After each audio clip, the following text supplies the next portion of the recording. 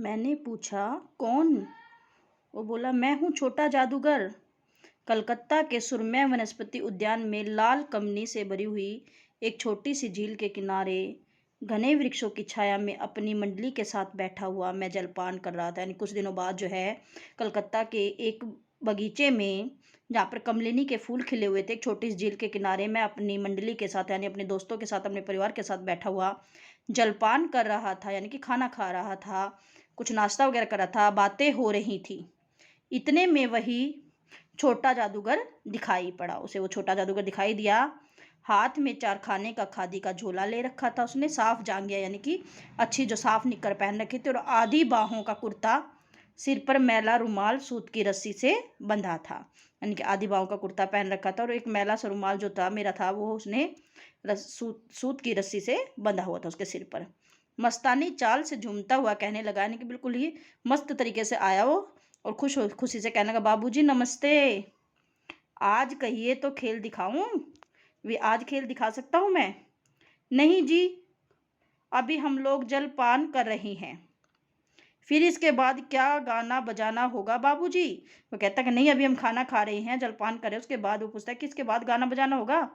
नहीं जी, तुमको क्रोध से मैं कुछ और कहने ही जा रहा था। यानी कि उसको क्रोध से, गुस्से से वो कुछ कहने ही जा रहा था। तभी श्रीमती जी ने कहा, उसकी वाइफ ने कहा, लेखक की ने, दिखलाओ जी तुम तो अच्छे भला आए, कुछ न मन तो बहले। यानी कुछ ना कुछ मेरा मन तो बहल जाए।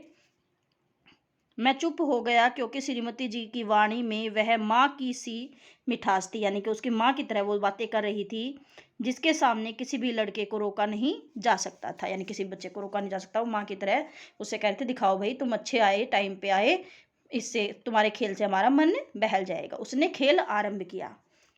उस दिन कार्निवल के सब खिलौने, यानी कि जो उसने खिलौने जीते थे कार्निवल के मैदान में, उसके खेल में अपना अभिनय करने लगे। यानी कि उसके खेल में उसका नाटक दिखाने लगे। यानी सारे खिलौने से वो नाटक दिखाने लगा।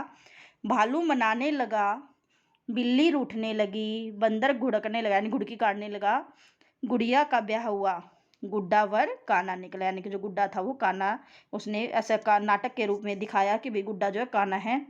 लड़के की वाचालता, वाचालता होता है बातें करने का तरीका, से ही अभिनय हो रहा था। यानी को इस तरीके से जो खेल दिखा रहा था, इस तरीके से बोल रहा था कि बहुत ही मजा आ रहा था। सब हंसते हंसते लोटपोट हो गए। मैं सोच रहा था, बालक को आवश्यकता ने कितना शीघ्र चतुर बना दिया है। यानी कि इस बच्चे को इसकी आवश्यकता ने, इसको खाने पीने के लिए, माँ के इलाज के लिए पैसे चाहिए, तो कितना चतुर बना दिया, कितना बुद्धिमान बना दिया। चतुर शीघ्र यानी कि जल्दी से, चतुर यानी कि बुद्धिमान, बड़ा बना दिया है। यही तो संसार है। ताश के सब पत्ते लाल हो गए। यानी कि जो उसके पास ताश के पत्ते थे सब लाल हो गए, फिर सब काले हो गए।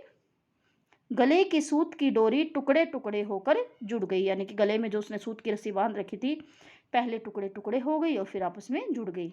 लट्टू अपने आप नाच रहे थे।